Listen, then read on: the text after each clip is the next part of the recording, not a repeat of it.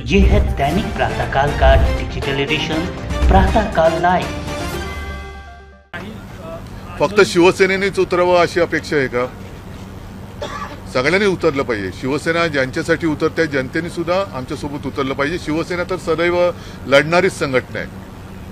शिवसेना ही सदैव जनतेच्या हक्कासाठी आणि त्यांच्या व्यथांसाठी ज्यांच्यापासून व्यथा निर्माण होत आहेत त्यांच्या विरुद्ध लढण्यासाठी शिवसेना नेहमीच तत्पर आहेच।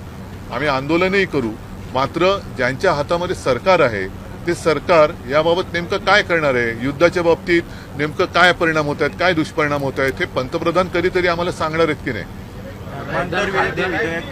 चला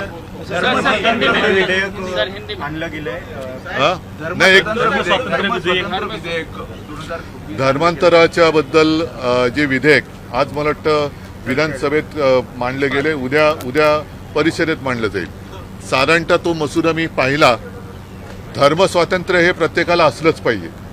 कोणी कोणत्याही परिस्थितीत जोर जबरदस्तीने किंवा कोणाच्या असहायतेचा फायदा घेऊन लांडी लबाडीने आमिष दाखवून धर्मांतर करत असेल तर त्याला आमचा विरोध आहेच। म्हणून ह्या धर्मांतर विरोधी किंवा धर्म स्वातंत्र्य म्हणून काहीतरी नेमकं एक नाव द्या विधेयकाला आमचा पाठिंबा आहेच।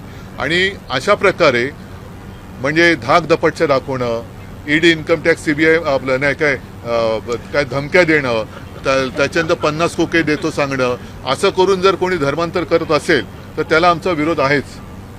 मात्र तो संपूर्ण ते मी बिल त्याची चाळत असताना काही प्रश्नांची उत्तरही मिळणं गरजेचं आहे, ती जनतेसाठी।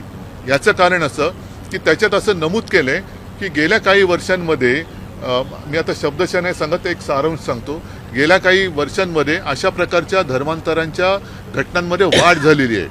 आता गेल्या काही वर्षांमध्ये जास्त करून भाजप प्रणित सरकार राज्यात आणि केंद्रामध्ये सत्तेवर आहे।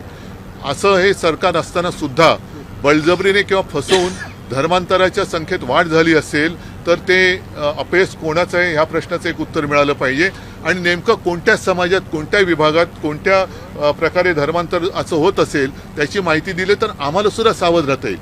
आमचे सुद्धा कार्यकर्ते तिकडे तत्पर राहतील की कोणी कोणावरती जोर जबरदस्तीने किंवा आमिष दाखवून, फसवणूक करून, असहायतेचा फायदा घेऊन धर्मांतर करत असेल तर त्याला आम्ही सुद्धा विरोध नक्की करू। तर ही सगळी माहिती आणि काही 2-4 आणखीन प्रश्न असतील ते प्रश्न हे सरकारी भाषेत पटलावरती ठेवावेत अशी आमची मागणी आहे, कारण आम्ही या बिलाला पाठिंबा देतो।